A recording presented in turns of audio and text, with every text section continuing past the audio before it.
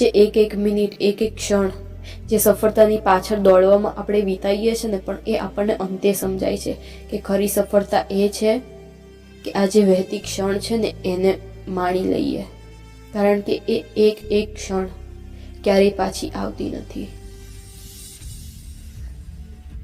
સફળ થવા માટે આખી જિંદગી મથામણ કર્યા રાખે છે માણસ,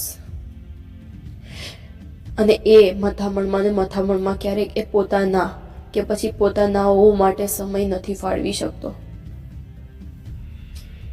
પોતાના માટે કેટલું જીવ્યો એને ખબર જ નથી.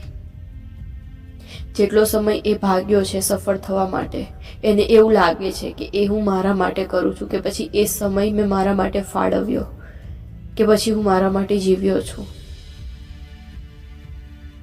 પણ ખરેખર એ પોતાના માટે જીવ્યો જ નથી. એને આપણે બાંધીને રાખી નથી શકતા.